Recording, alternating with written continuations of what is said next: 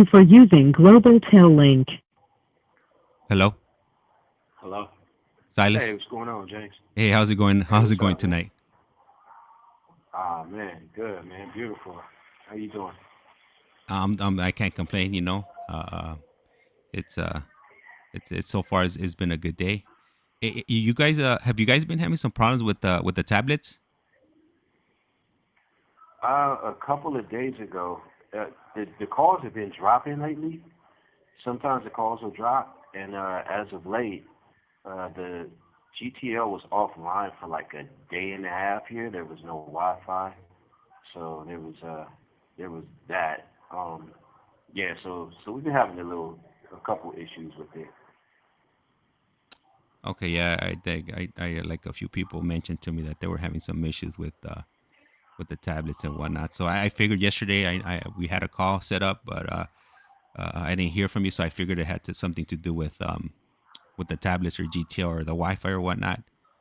So yeah, pretty much that was pretty much it. So tonight, Yeah. I was thinking about doing something a little bit different. Hopefully, you're open to it. There's this PhD Arthur Aaron, and he's developed these Okay. 36 questions. And with these 36 questions, it's intended to get to know somebody, and you pretty much shared your story and whatnot, and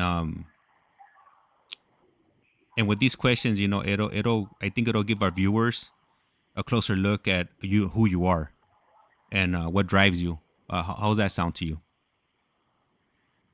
Sounds good, man. I'm with it, man. For That's sure. what that's what I wanted to hear. I knew you would definitely be open to this, and then you just confirmed it right now. So I'm really really excited, to try something a little bit different. And then do you have anything you want to share before we get started, or are you ready to just go ahead and run it now? Let's get into it. Let's get into it. I'm ready to roll. All right, perfect, perfect, perfect. So the first question would be, if you could change anything about the way you were raised, what would it be? Um, wow, that's a good question. I think I would change I would change the probably spending a little bit more time with my father.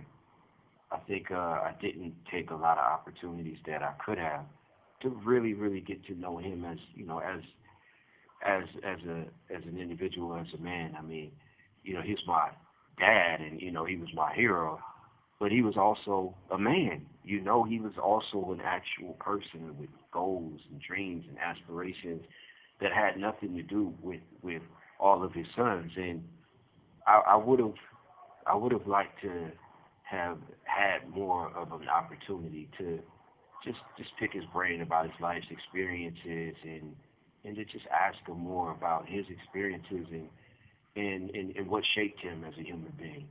So I wish I would have had a little bit, while being raised by him, I wish I would have had a little bit more of an opportunity for that. Thank you for that, for answering that question. And I want to ask you a question. It doesn't have to do with these questions that I got here for you. Um, but right now that you mentioned your father, and I do recall you saying that he did pass away while you were in prison. Prior to him passing Right. away, how was your relationship with him while you were incarcerated? Would he go visit you? Would he write to you phone calls and things of that nature? If you don't mind sharing with us. Yeah, no, absolutely. He My dad was probably like one of my most fervent supporters.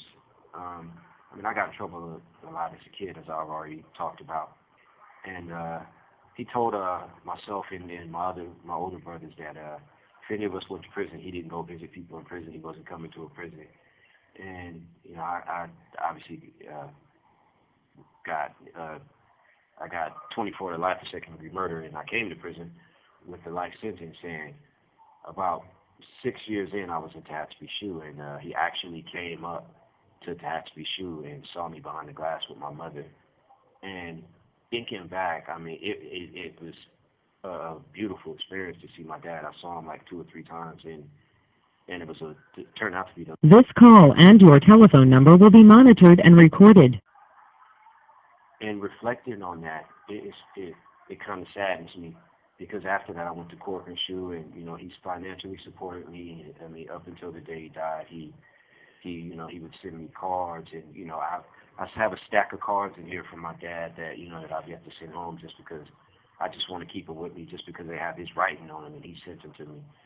Um, but yeah, reflecting back on that time in Zaxby Shoe when he visited, it kind of saddens me because he said that he would never come and see me, but I believe that the reason why he came to see me because he honestly thought that he would never see me outside of prison again, and so he felt the necessity to come and see me there, and then that's kind of saddening looking back.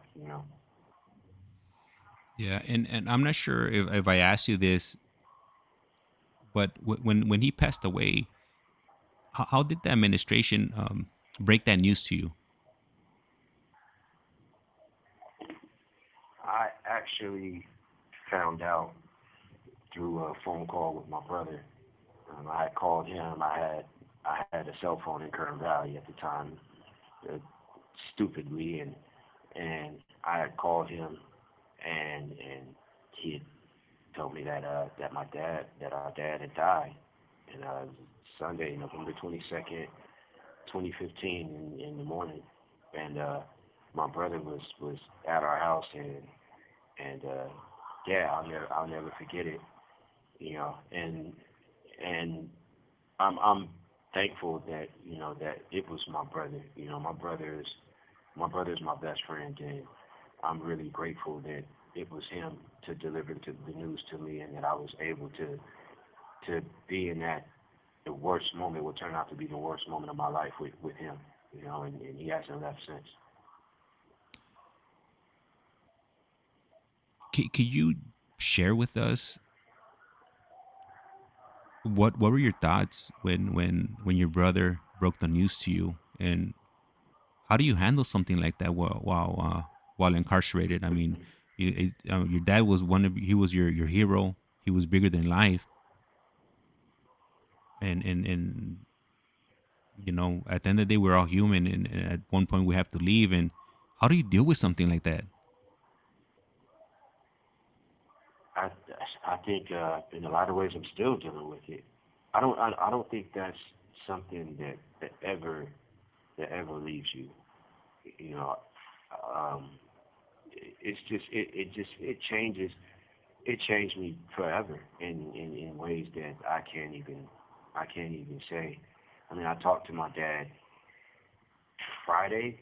Was it Friday or no? It was Friday, and he died on Sunday in the morning. And I mean, obviously, I always told my dad I loved him. After every conversation, and but you just never really can even fathom that the last time that you talk to someone could be the last time that you talk to someone.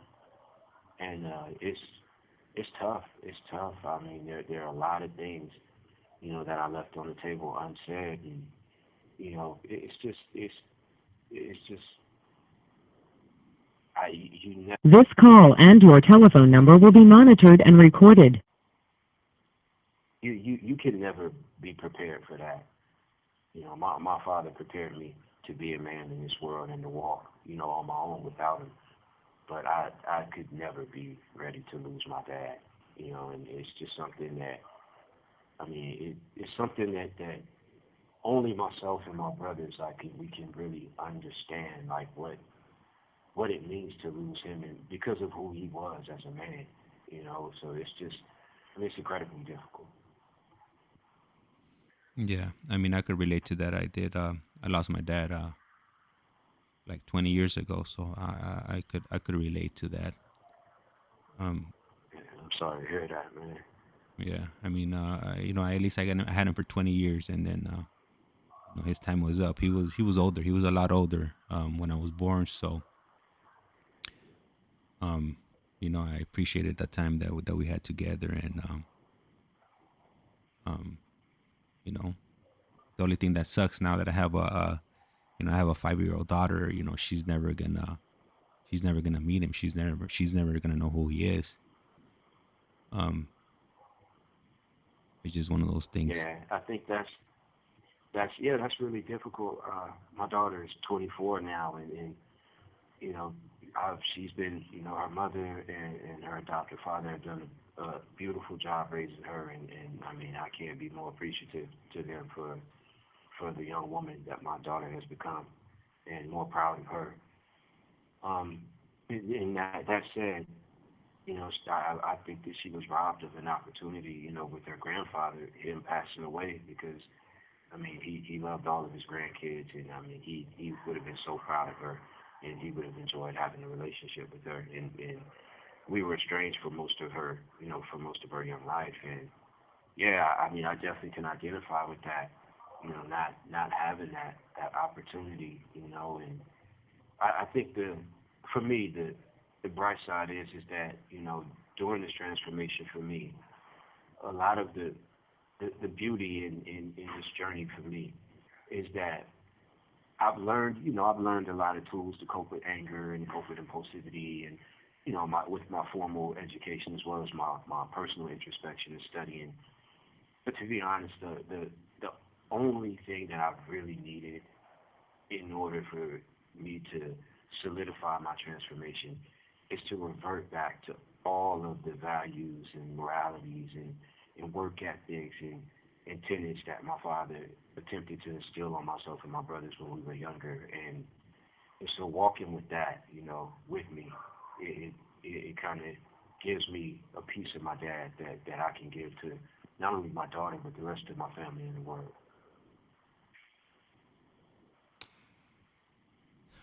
So before we continue, I'm looking at the comments here right now, and we do have a few people that are saying hi to you, and I want to go and read those comments off to you. Um, the first comment's going to be from M Star Media, and she's saying hello, Silas. And we also have El Iceman. He says hello, Silas. It's been a few days. So these people are tuning in and listening to your message. And El Iceman right now, when I was speaking with Ricky, he was he couldn't wait for you to come on. So it it's I can't even think of the word right now, but just these people tuning in and listening to his message, it it's real touching. It touches me. Yeah, I definitely appreciate but the lady and the gentleman, and everybody that's tuning in and supporting, supporting our mission statement here. I mean, it means the world to myself and my family that, that James has entrusted us, with this opportunity to, not only share our stories, but to share, who we are, as people. And I really appreciate, you guys tuning in and giving us your time, because you can be doing something else, and you guys are here with us, and I really appreciate that. It means everything. Thank you. And then you know what? I just scrolled down. I missed two other messages here. We have well, actually, we just got a third one. Um so LA analyst, she's You been have 60 seconds remaining. she's been coming in here, I think, since our first live. And then we also have Chicloso Commander. And that name cracks me up. And then and then I'll tell you later on what Chicloso means. Okay. and All then right. and then we have Lisa M Johnson. Oh yeah, right, the number one supporter right there. Um, What's up, Mama? and I know it's gonna cut off right now, so if you want to go ahead and ring me back, and then I'll go ahead and read Lisa's message here. Okay, okay. All right, and then I just want to go ahead and take this moment right now that we're waiting for Silas to give us a call back, and thank all of you for being here. I know you guys could be doing something else, watching another YouTube channel, Netflix, or just browsing on IG or TikTok or Facebook. So I just want to go ahead and thank you, for taking time out of your day to tune in and to listen to these conversations. Whatever brings you in here, I appreciate it, and hopefully, these stories that these men share. Give me a moment.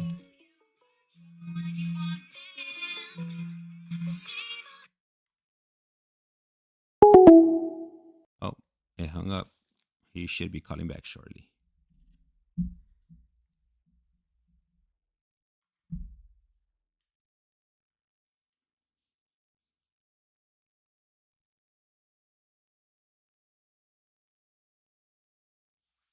Anyways, right now that we wait for him to come back, pretty much, I just wanted to say, thank all of you for supporting, and I see the numbers are growing. We're about to hit 500. Hopefully, that'll happen within the next few days or not.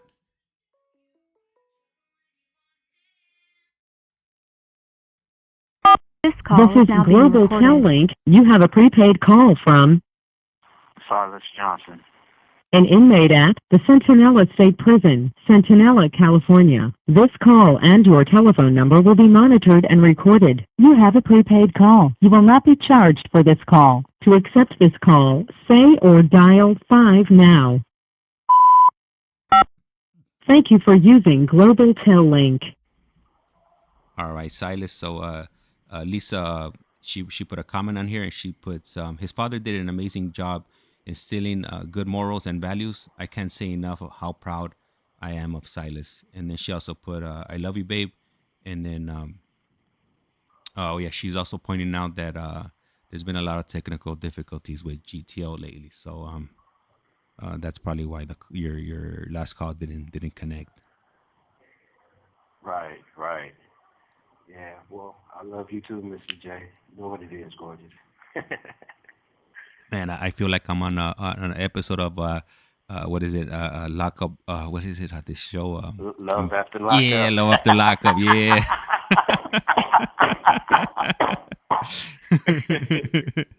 It's a love story, man. Yeah, It's a love man. story. Oh no, it's gonna be love during lockup. You know what I'm saying? Yeah. Nothing Mm. wrong with it, man. Spread love. Man, no, that's nice, man. Having somebody like that on your corner, especially where you're at, is definitely a huge plus. And yeah, I'm sure you're definitely looking forward to that. The day you come home and wifing her up. I'm sure Oh, you're already you got that in mind already, and you can't go wrong with that. absolutely. Yeah. Absolutely, man. So let me go ahead and I got some questions. So I got a question from A1, and he's asking, what yard are you in? I did some time in B yard and got out in 2008. Is this? Let me see. What did he put? Is this the yard a non-designated yard now? Haven't looked back since. Yeah, I actually spent 2.5, almost 3 years on BR. I spent some time on CR, and I'm on DR right now, which is a non-designated yard right here. So it's it's constructed of individuals who have moved beyond the most individuals that have moved beyond the gang life, older cats who have been, you know, maybe like myself, a couple decades in here, lifers who are doing the work to remediate the harm that we've caused and to go back into society and perform some reconciliation. Yeah, ain't nothing wrong with that. If you decide to change your life. I mean, man, who wants to spend their whole life in prison? It I doesn't make any sense, right? I don't know too many people. I don't know too many people, man. This is reg- uh, you know, uh, I know pop culture makes prison seem like this is some, cool and glamorous place where you come and get your street cred at. But man, this is by no means cool. It's it's not a place of dignity until you become a person of dignity, and there's just nothing cool about being a resident in prison, man. The only thing cool about being a resident in prison is fighting to get your ass out of prison. Yeah, it's really hard. You work really hard, to get there, This and call and your telephone number will be monitored and recorded. it's even harder to get out, right?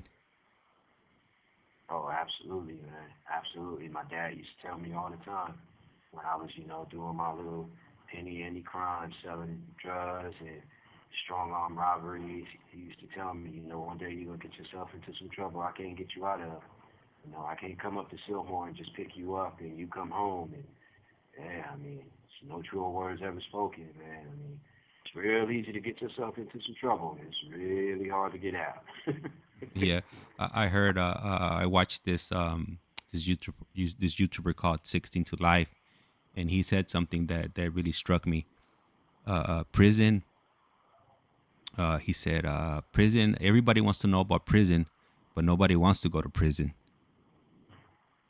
Oh, no. No. Nobody wants to go. Nobody wants to go. And I'll build on that a little bit further. I mean, whether you have, the drug culture or gangland culture, whether you're out there and you're putting in work for your neighborhood, or you out there selling dope and you the man, and everybody's along for the ride then. But after the fall, there's a Arthur Miller book called After the Fall. But yeah, after the fall, man, yeah, you look around and people are gonna scatter like roaches. And then we also have Aquatic Amigo. He's giving up the peace sign. He's a supporter. Really appreciate him being here tonight. He's normally in here most of the lives we got going on. And then El Iceman, he's sharing something. So he put, my dad passed away about 12 years ago. He immigrated from Nicaragua in 1960 to San Fran. I'm sure I broke his heart when I got addicted to drugs and ended up in prison. I'm glad he saw my transformation. Yeah, man. First of all, I'm sorry for the loss of your father. Second, man, yeah, look at, just listen to that, man. I mean, his pops came over here, man, and no doubt to make a better life for himself and his family, and he envisioned, something higher, something better, man, and the fact that you found a way to recovery, is a testament to your dad's work, man. So, all of the work that he did, you know, you didn't leave undone, It's up to you to finish it, man. You got it from here. It's time for you to take care of business now. It's time for us all to take care of business. And that's right. You can't argue with that. That's nothing but the truth right there. That's what life is about. It's being a man, and to be a man, is to provide for your family, taking care of your kids, taking care of your wife.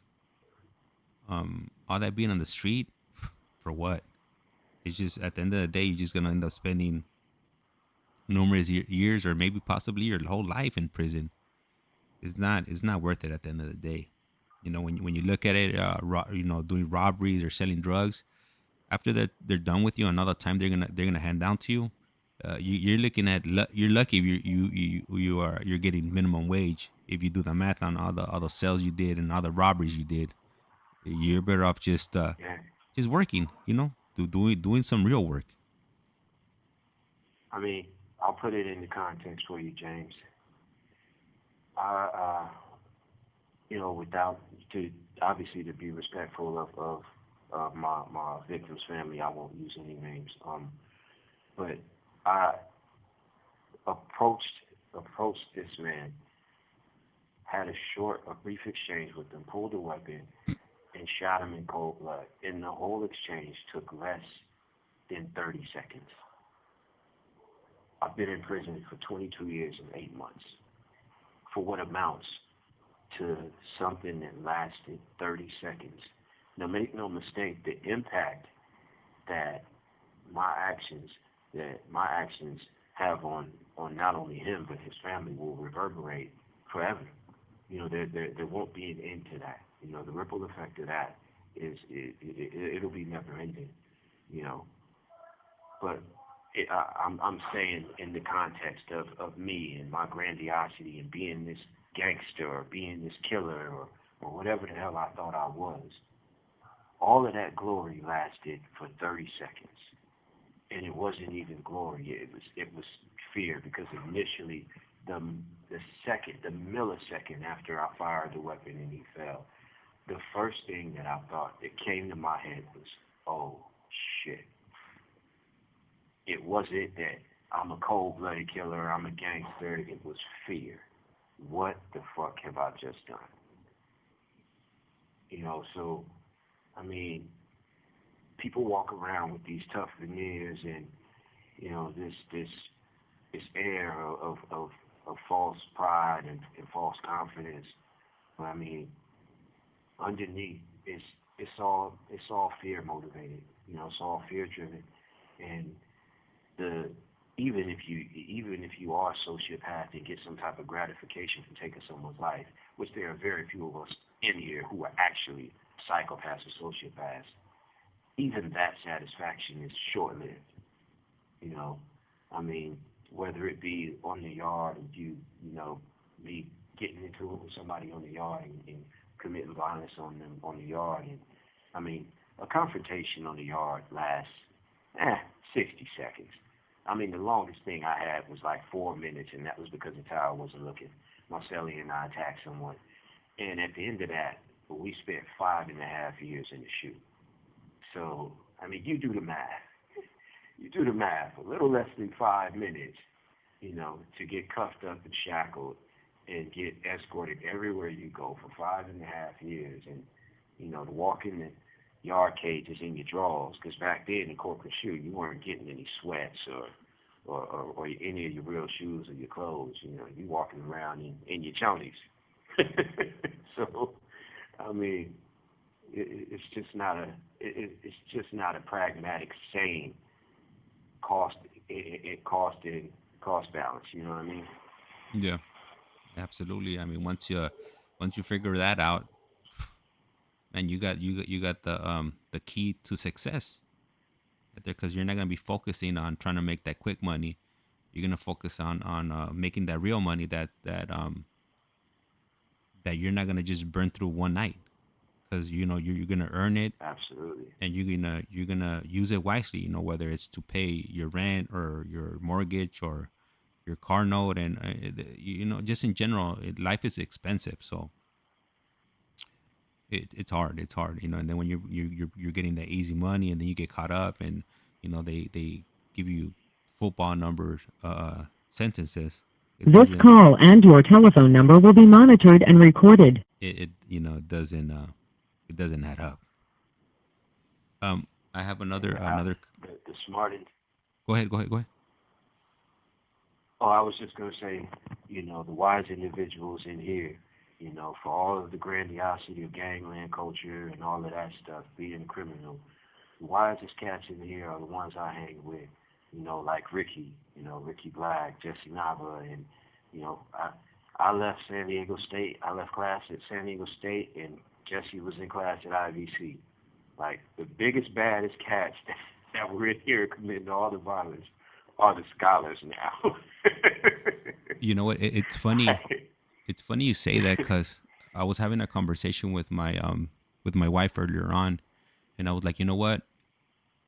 Like, all these dudes that I'm talking to right now, these are the dudes that were, causing, havoc on the main line. Like, they were doing all kinds of craziness, and then they go to the other side, and these are the dudes that are pushing like educational programs, these NA and that gangster, that one, I forget what it's called, gangsters and something. CGA. Yes, Criminals and Gangs Anonymous. Yeah, they're helping out with all these programs. They're pushing out these programs, and they're helping people that are still making the same mistakes that they were making on the main line. They're trying to open their eyes and get them on the right path.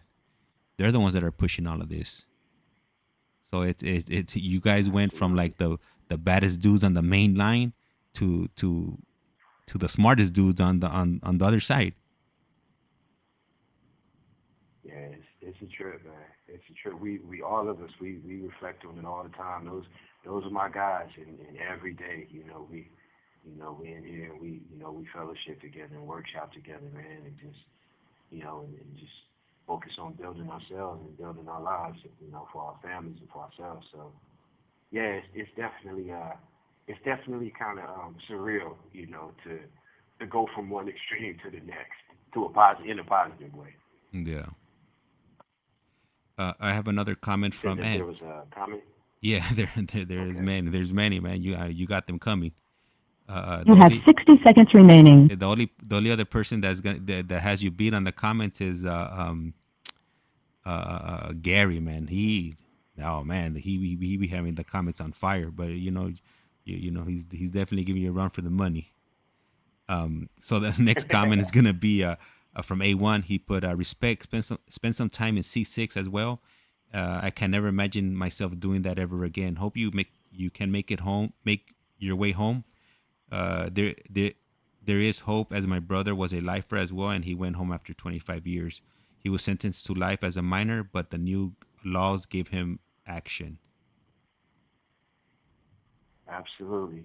I'll comment on that. I'll guess I'll just call back and then I'll address the comment.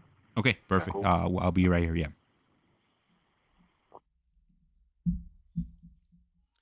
All right, and as most of you are familiar, these calls are automatically cut off after 15 minutes. So he should be calling us back shortly.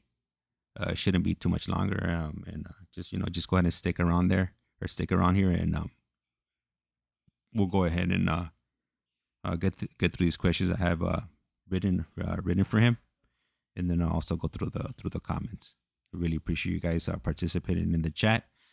That's definitely going to help this channel, get out there and hopefully, spread the message and get into the right, in in the hands of the right individuals. Or if it doesn't, then hopefully, uh,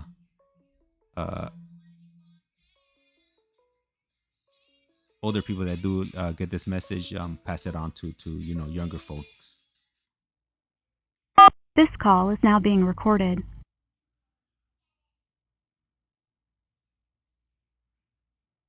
I don't think it's gonna connect. You might have to call back.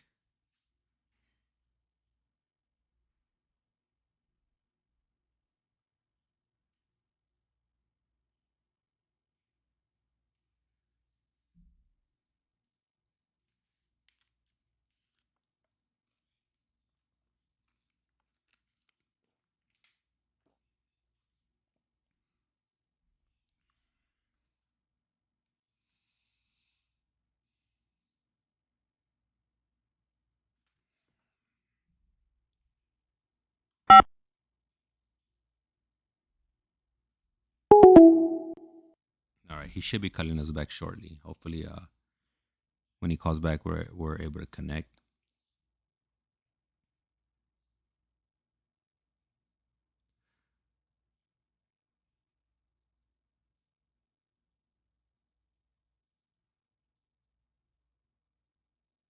Hopefully, at some point, they end up removing the 15-minute time limit on the tablets, because it doesn't make any sense. Why would there be a 15-minute time limit on the tablets, since everybody has their own tablet, and they could get on the tablet at any moment, as long as they have internet.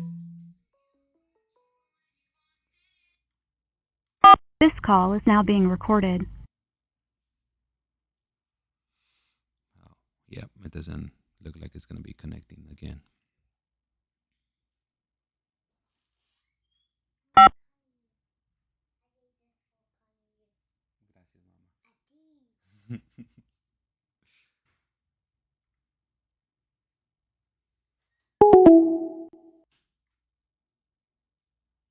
All right, he should be calling back again. But like I was saying, they should be removing these 15-minute limits on these tablets. It would make things a lot easier if they did, and they could just go ahead and keep the 15 minutes on the phones on the wall.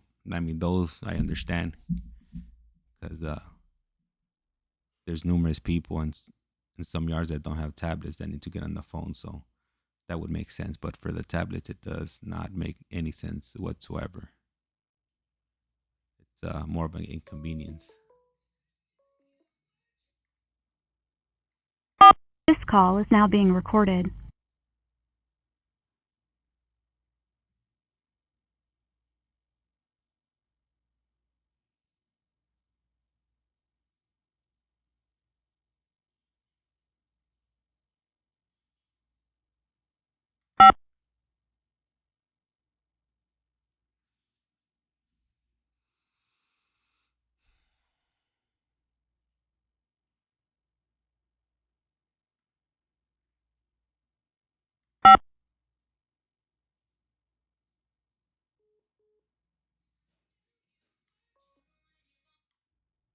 This call is now being recorded. This is Global Tel All Link. right, we're back You have in. a prepaid call from Silas Johnson.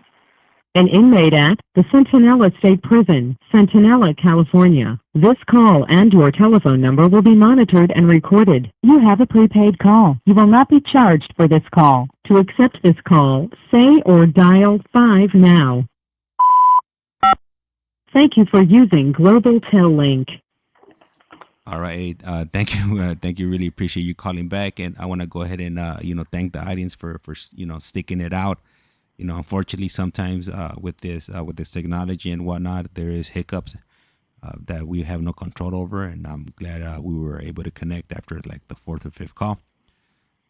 And I have some other. You were gonna answer. You had a comment on the last comment that I made from A1.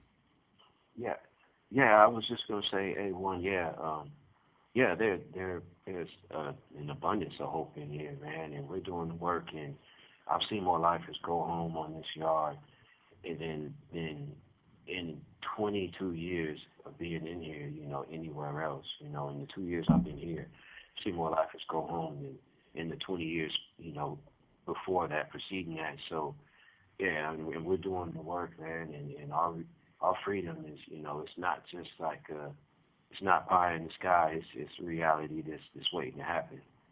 So yeah, so thank you for the encouragement, man, and man, much love. Most definitely.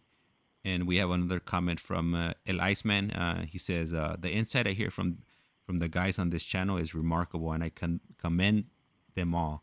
Most people out in the streets don't even have insight on their behavior or ways." Yeah, I think that's a lot of us that come from impoverished environments. I mean, we're just using the reptilian part of our brain, that just survival mode, fight or flight, and just I'm gonna get mine, and the hell with everybody else. So why it's difficult to see it while you're in it. We were talking about today in my journalism class. We were talking about groupthink, and ultimately that's what gangland culture is. It's groupthink. There's no individuality, in gangland culture. It's just one. It's just one one recreation after another. It's just a reenactment of something that we've seen before. And it takes insight. It takes courage to get on your own and go it alone. And to realize, to really invest in yourself and try and see what you can be on your own. If you listen to what's inside of you and focus on your own dreams and ambitions, man. So, you know, I I don't disparage anybody that's still in gangland culture. I have family, I have friends, and I mean, who are still in the life, and I still love those people. And I've just made a different decision for my life moving forward. So it's not about disparaging anybody. It's just about trying to lift anybody up who wants to do something better. And my hats off to you for doing that. I have a comment from Derek Lamar, and he puts, you were always smart in school. That's my big bro. That's my That's brother right. right That's right. there. What's up, bro? Yeah, I learned from the best. Yeah, that's my guy right there. That's been my partner in crime all my life. And yeah, he's always been supportive. He's always been right here for me. Anytime I need any kind of support, whether it be financial, emotional, somebody to talk to, like, that's my go-to guy for life. That's my best friend. You know, we talk. Lisa and I were talking about friends. And like it's kind of ironic. Like all of my friends now are my family. They I don't have any friends who aren't my family now. Yeah. I mean, normally, I mean, your family is always going to be in your corner, no matter what. They're the majority of the time they're not going to turn their back on you. They don't care where you're at. I mean, your family, and that's that. They don't care about uh, uh, whether you walked This away call or and your telephone number will be monitored and recorded. they don't care about any of that stuff. None of that stuff matters. Not at all. Not at all. And to build on that, I mean, if you have a friend, a true friend, in the truest sense of the word, someone who wants the best for you, someone who isn't gonna, tolerate your pessimism and and and lift you up, and stay down with you no matter what. I mean, then that's family to me. That's family because that's what family is. And I want to touch on what you just said right now. So my buddy right there, that's in the same yard as you, the one that made the introduction, and set up the communication between me and you. When he was in Pelican Bay, and he called me up one day and he was like, "Hey, I'm done. I'm ready to walk away." And the first thing I told him was, "What took you so long?" Like I would have walked away years ago. Like how would I? What I want to be sold up with some dude for the rest of my life? Nah, I'm straight. I want to go home. Forget all that foolishness. And I told him, I was like, look, do you think your mom cares if you walk away? Your mom don't care. Your mom just wants you to come home. Like she don't want you to be incarcerated.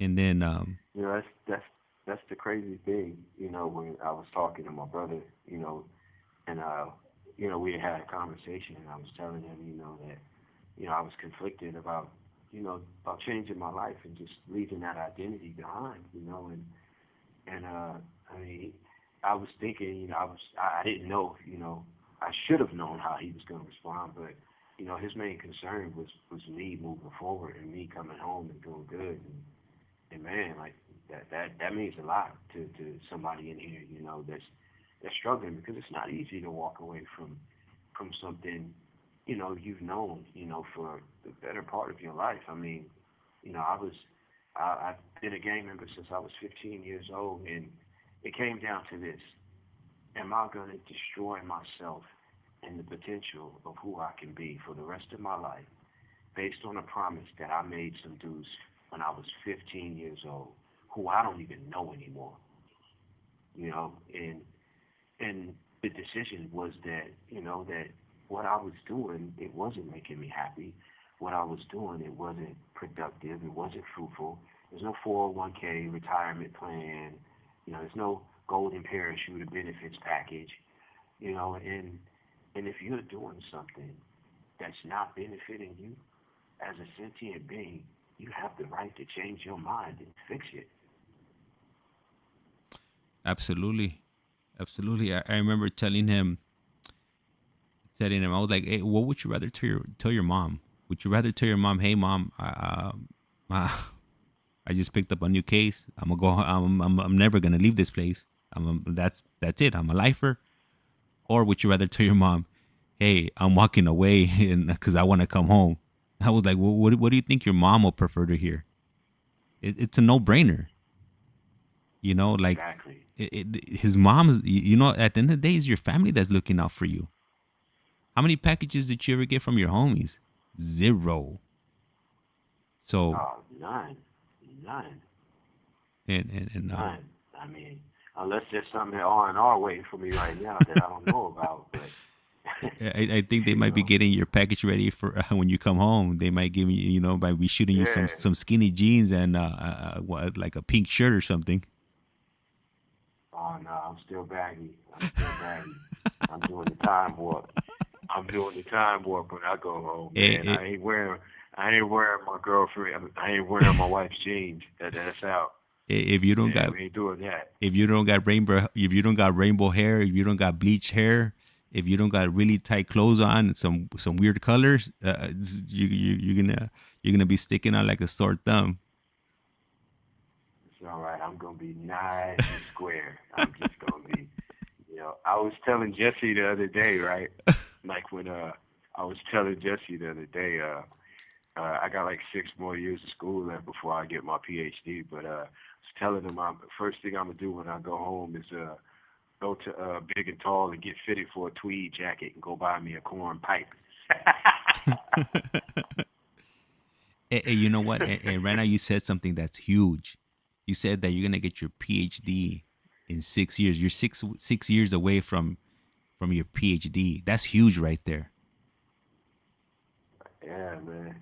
I never would have thought that I'd be on this path, man.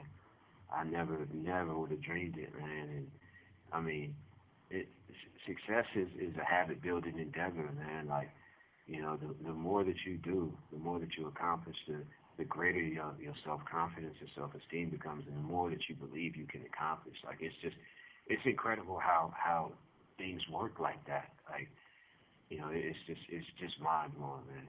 Me and the fellas and I, we talk about it all the time, man. Yeah, right on. So I have another question from Aquatic Amigo, but I'm gonna go ahead and combine it with this next question I'm gonna ask you. So I'm gonna ask. I'm Okay. throw the question that he's asking right now, but don't answer it until I ask you the other question. Okay. So Aquatic Okay. Amigo is asking, what's his favorite meal in prison? And then the question I have for you is gonna be kind of in the same realm. This Uh, call and your telephone number will be monitored and recorded. so, given the choice of anyone in the world, whom would you want to whom would you want as a dinner guest? Wow. Wow. That's a tough one. Okay, I'll go with the favorite meal in prison because that's easy. All right, go for My it. favorite meal in prison would be clam chowder. They have Walking Horse has I love clam chowder. Walking Horse has like clam chowder, like a huge like 12-ounce clam chowder that they sell, and I get the lemon pepper and chicken and the biscuit crackers, and I'm pretty easy, man. You know, I'm not too high maintenance. I like simple pleasures. So yeah, that probably be my favorite meal in here. Um, I don't have a favorite meal that the state serves. By the way, it just doesn't exist. You know what? um, What about the little cake they used to give in camp? Now that was good. That was good. Well, camp. Yeah, Come on, you know in camp.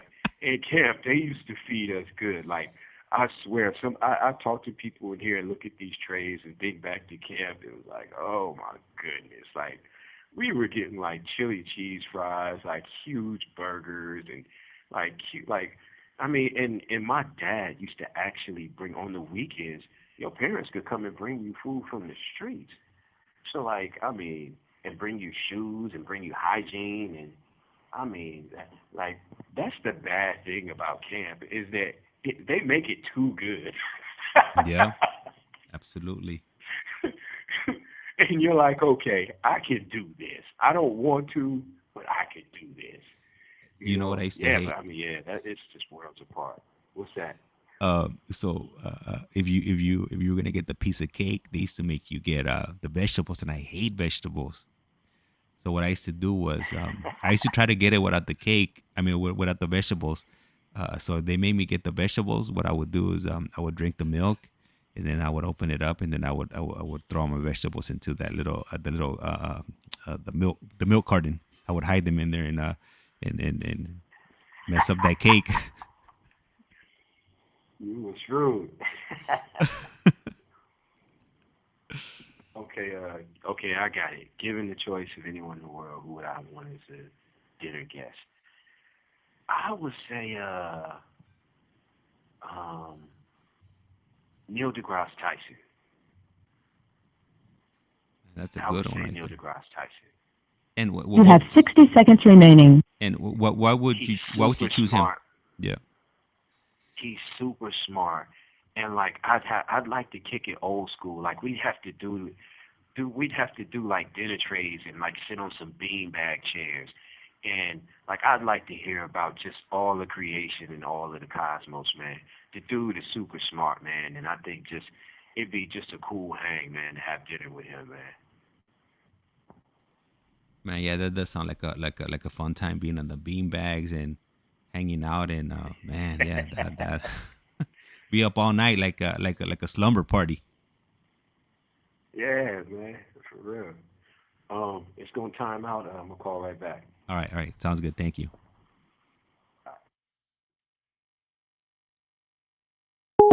And Lisa, I see your message right there, and I'll go ahead and I'll go as soon as he gets back on. I'll go ahead and read it off to him. I'm sure he's gonna be really happy, hearing these comments of support coming from you and coming from everybody in the chat and in the watching the stream.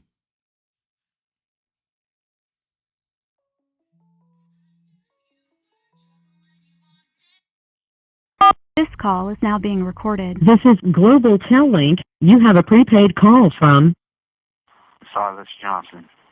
an inmate at the Centinela State Prison, Centinela, California. This call and your telephone number will be monitored and recorded. You have a prepaid call. You will not be charged for this call. To accept this call, say or dial 5 now. Thank you for using Global Tel Link. All right, and then Lisa, she dropped a little message in here for you, so I'm gonna go ahead and read it off, and then I'll ask you the next question. And then she writes, Silas has been and still is accomplishing every goal he has set out for him. One of the many reasons why he's an amazing man. Man, she's a keeper, I'm telling you. Yeah, she is. She definitely is. Yeah, she's always been giving me positive reinforcement and encouragement, and like, yeah, like, I mean, I truly believe that, like, you know, behind, or I'll say beside every successful man is like a powerful, radiant, dynamic woman. I mean, it takes a lot to do all the things that I do, and you know, a lot of people, you know, they see me, but they don't see, you know, all of the work that she does behind the scenes. And I mean, for all intents and purposes, I wouldn't even be a published author without her. You know, I mean, she just literally, you know, supported me and walked me through the publication process with my publication director. And I mean, that's just one thing. I mean, out of years of love and support. So yeah, so I mean, I my hats off to her, man. I mean, you know, don't nobody give me ideas. She sold up. Yeah, no, you She definitely. sold I up. mean, having somebody on your corner like that, man, it's a blessing. Women like that, they don't come along, that often. So yeah, no, you're truly blessed. Hey, speaking of which, right? It's October, and I just looked and it's the 19th, and you know I'm feeling like you know, even though it's a little hot down here in Centinela, I'm feeling like the fall flavor, and it's getting close to Halloween. And yeah, speaking of, I had something something that I wanted to share out of my poetry book, and it's coincidentally titled Halloween, and I was wondering if I could share it with you. Absolutely, go for it. Yeah, yeah, yeah. It's open mic, and that's why I'm that's why I'm here, and this is why I want to put these streams out. Like whenever you have a message that you want to share, it's open mic here. Go ahead. As long as it's positive, it's spreading positivity. I'm all for it. Okay. Well, it's a little to put context to this. This piece was written during a 5.5 year stint that I did in corporate shoes. So this is probably the darkest period of my life where everything was just black and hopeless. And so writing is what helped me come out of that. Writing helped me exercise a lot of the bad demons that I had, and to just really give voice to all of the turmoil and the angst and trauma that I was feeling. And it helped me find my voice in a way that I could get all of the anger and the frustration and fear and shame out without performing violence, because violence had become my tool. And so, yeah, so I just wanted to contextualize a little bit, because, it is a little dark, but in the spirit of Halloween, I think that people could swing with me for this one. So, It's the perfect time then. all right, so here goes. The title is Halloween. With twisted smiles and broken lives, I build upon the scene, the doom and gloom that feed my soul and nourish all my dreams. A peek at jack-o'-lantern's teeth to instigate a scream. A sound as sweet as song, 'cause every day is Halloween. A spider lives in Charlotte's head and eats what's in between. I sharpen knives that wed the night and consummate my schemes. The terror lies in what's inside and lusting to be seen. I gladly reveal mine, 'cause every day is Halloween. As lovers lie through bleeding eyes and carnage build and team, and war is fought, but all for naught, no resolution seen. The child and demon smile in me, and secretly I beam, and pray for darker days. Every day is Halloween.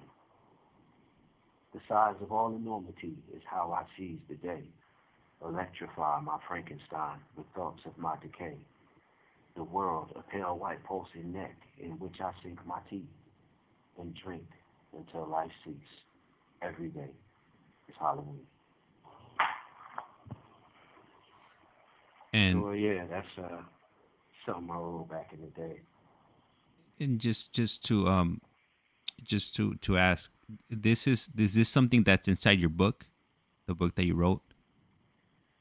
Yeah, absolutely. It's in my poetry and composition book titled "Rivers Light in a Barren Tunnel: Elegies and Effigy," and yeah, it's available on Barnes and Noble, Amazon, wherever you can go online and get your books, you can order it. So yeah, support a brother, go out and get it. Absolutely, yeah. Appreciate it. And let me ask you, how is it that you're in the shoe, and I mean, I don't know how to write poetry, so I mean, it's foreign to me. But how do you're in a dark place? How do you write something like this? Um, for me, it starts. It starts with my conceptualization process. Starts with obviously an emotion, and that translates into a thought, and it's just a slew of images that string together. I would kind of liken it to like those old school candy necklaces. It's just a string of piece after piece after piece that goes on, and the images turn into words for me, and they blend together, and I just manipulate them and draw with them. I just finished art design 101 in San Diego State, and I'm a burgeoning artist. I've never drawn in my life, but I'm getting better. But I was telling my instructor, my professor Williams, that I paint with words. I draw with words. So that's always been just a pastime and a hobby of mine. I love linguistics, and I'm on a mission to conquer the English language. This call and your telephone number will be monitored and recorded.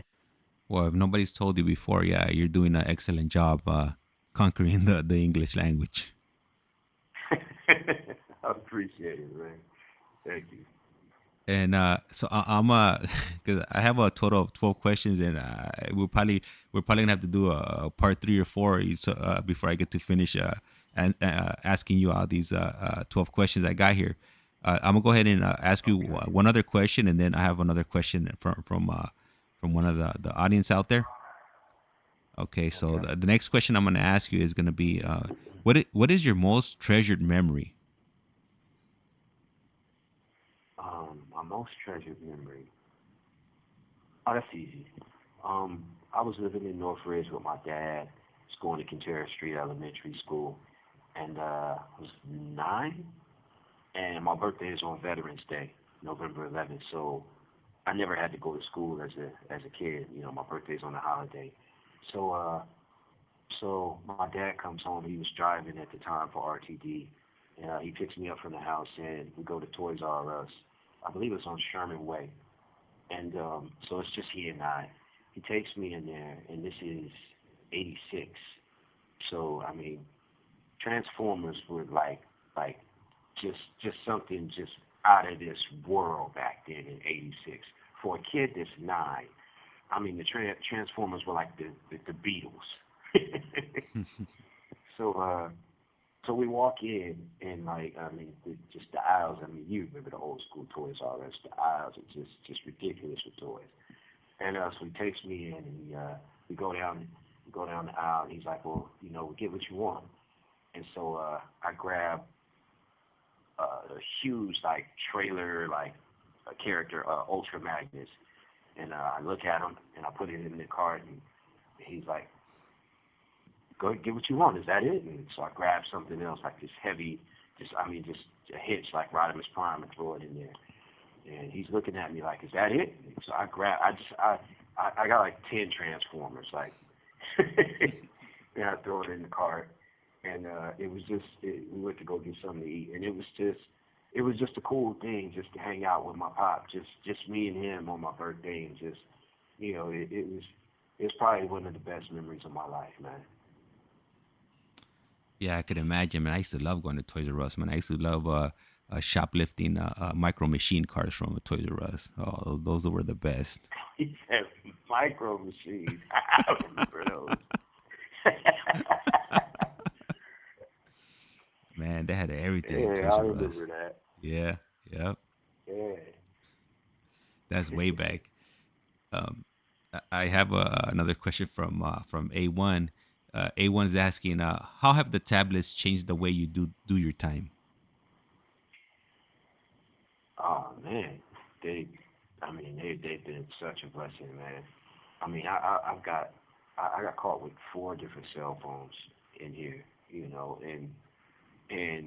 I mean, and I'll admit, I was calling homies on different yards and different prisons and even on the streets and exchanging gang intelligence. So I'm not gonna sit here and tell you that every endeavor, you know, with a cell phone that I had back in the day was just innocent and benign, because it wasn't. But for the most part, I mean, it was to communicate with loved ones and to, watch movies. And I spent like 30% of the time playing Madden on a Madden app, and just, and so, I mean, having the ability to maintain constant communications with your loved ones, you know, on a tablet, like right now, is, the tower, the CO just walked by and Flat did his final count, the third watch cop before he leaves. And normally, This call and your telephone number will be monitored and recorded. the day room just wrapped up at 8:40, 8:45. Those phones are off, and it's a wrap till tomorrow. I mean, we actually have. I'm in my cell, talking to all of you out there in the great wide world, and I have the ability to text, to actually message back and forth in real time, instantaneously, and to watch movies and to listen to music. There's a news app on here. They even just put an educational app on here the other day, to where you can do self-help on the tablet and get points, to get rack credits, to get time off of your sentence. Like, that is insane. Like, I never in 10 years ago, 5 years ago, could you have convinced me if you would have came up to me and told me that this is what would have been happening. I would have looked you in your eyes and swore that you were strung out because there's no way that this is happening. And it's changed everything, man. It's changed everything. So, yeah, I mean, the mail system is an archaic system. I mean, it's going the way of the newspaper. It's dying, and so for us to be able to step into the 21st century and dialogue in real time with our family and to keep those bonds strengthened, I mean, not only does it do a lot for them, and it does a lot for us to help maintain, and here and to stay focused on what's important, and that's going home, A lot of us, including myself, came in here and got lost in the fact that, you come into prison with the term, and the object of the game is to do your term and go home, and just us having this mechanism of it's a lifeline, and that support, it goes a long way in keeping us focused on the prize, which is reuniting with our families and society. Yeah, I agree with you 100%. Yeah, being incarcerated is for the birds. You have But 60 seconds remaining. humans are not designed to be incarcerated. Everybody says that. I've heard people say that a million times, James, that being in prison is for the birds, but even the birds fly the fuck away from here.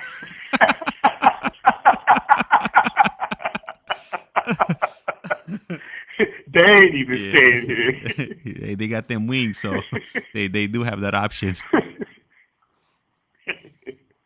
This ain't a good look for nobody, man. For real. Yeah. If you wanna go ahead and give me a call back. I want to go ahead and read up a message, last message that Lisa put, and then we'll just go ahead and wrap it up because it's getting a little bit past Okay. my bedtime right now. So, and then we'll go ahead and. All right. All right, cool. Thank you.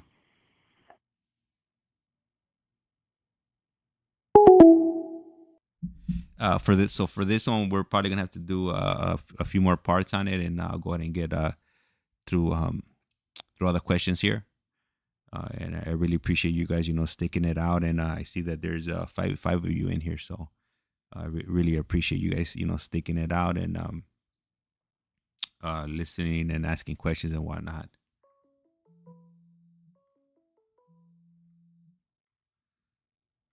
This call is now being This is recorded. Global Tel Link. You have a prepaid call from Silas Johnson. an inmate at the Centinela State Prison, Centinela, California. This call and your telephone number will be monitored and recorded. You have a prepaid call. You will not be charged for this call. To accept this call, say or dial 5 now. Thank you for using Global Tel Link. All right, Silas, thank you for Okay. calling us back. And we currently have 5 people on the stream, which is 4 more than we had when we originally started. So we're making some progress here. All right. Okay. And then, okay, so let me go ahead and read off Lisa. She put a message for you here. And she puts, it's one of my favorite poems from his book. The book is absolutely amazing, dark, but still gives you hope. It's exactly what the title states. And then I also did put a web link to the book. So if somebody wants to go ahead and look it up, just click on the link and it'll take you directly to the book. I'm not sure if this website sells it, but from there you could just copy and paste it into Barnes or Nobles or Amazon, and you should be able to purchase it from there. Absolutely. Yeah. Thanks, babe. Um. Yeah. Yeah. I just really quick before we sign off, I just wanted to, man, as always, man, thank you for creating this echo chamber of positivity for all of us, man, to share, messages of positivity and to share ourselves, and I think it's important that all of us in here, all of the fellas, obviously, that broadcast are dear friends of mine in here, it's important that that we do the work of not only changing ourselves but changing the narrative and the perception in society of who incarcerated residents are and who they can be, the potential of who we can be, once we apply ourselves. And for any non-believers out there, I mean, we have, I know we have our critics out there. A lot of people, particularly, don't like the fact that money is being invested in education here, be it at San Diego State, which I'm currently attending, or my alma mater, Imperial Valley College. But to those people, I would say this: an enlightened individual coming home from prison is more valuable and less dangerous to a society than someone who's just shuttered in a box and forced to count calendars until he's released into society, because that's an angry and hopeless individual who will go back and commit the same, if not worse, atrocities that he or she did when they were shuttered inside of this place. It all comes down to who you would rather have as a neighbor. Me as a working citizen who's only concerned is school, family, and home, or someone who is coming here and participated in gangland activity, criminal activity for 20 plus years, and didn't learn anything, but still got released. It takes upwards of almost $100,000 to house somebody in here. It's much cheaper to educate someone, and to give someone an education in here is far superior than This call and your telephone number will be monitored and recorded. any self-help regimen or class that they have in here. And albeit those are helpful as well. And like I said, I just want to thank everybody for tuning in and just implore everybody out there that's listening to make decisions that are going to be, conducive to happiness and success for yourself and your family. So thank you. I really appreciate that, Silas. But we got one more question. One more. And Elias man snuck one in right now. So he says, can you ask him if any inmate that he knew that paroled out but came back to prison that he thought would not come back? So has there ever been somebody that you didn't see them coming back, they paroled and they ended up coming back? No, all of the people that paroled that I was here with, or in another prison, and they came back, it didn't surprise me when I saw them. I mean, it's sad to say, but it's true. It didn't surprise me. And what They about left the same way they came in. what about any of the lifers that you've seen parole from that side? Have you seen any of them come back? Zero. Zero. You And come in then here and you do 20 plus years and parole off a life sentence, you're not coming back. You can Google the recidivism rate for lifers. It's ridiculously small. And you add an associate's degree or a bachelor's degree or even a master's degree. I think the number, I could be wrong. You could Google it, so don't quote me. yeah. But it's less than 1%. A master's is zero. A bachelor's is less than 1%. Okay, so it's safe to say that when these men are taking advantage of these educational programs and all these programs that are being offered to them, they're taking advantage of them, and they're going home and they're getting hired. They're either through the CDC Yeah. or through ARC or some type of organization that's geared towards inmates or even other industries. But they're not coming back. Yeah. You have Initiate Justice. You have Phoenix House. I mean, this is our time right now. Lifers are we're coming home and we're taking it over. And then thank you for answering that one. And we have another one from A1, and he's asking, have you seen the YouTube channel That Prison Guard? He's a former CO, sergeant, and LT that started at Centinela, then went to Donovan and is now exposing the CDCR corruption. He resigned about a year ago. I think that was geared towards me. And yes, I have seen his channel. Good stuff. Yeah, yeah, and he's definitely exposing the CDCR. And El Wow. Ice, yeah, he worked at Centinela for numerous years, and then he transferred over to Donovan. And he said, man, from what the story he says that took place at Donovan, man, it's wild. It's wild at Donovan, super wild. Yeah. Yeah. It is. This is an interesting place. I mean, it's kind of like the Wizard of Oz. Once you get a peek behind the curtain, your mind is blown. Yeah, I don't want to even imagine. Definitely. And then Elias man puts great answer, thanks. Absolutely, man. Thank you. Thank you.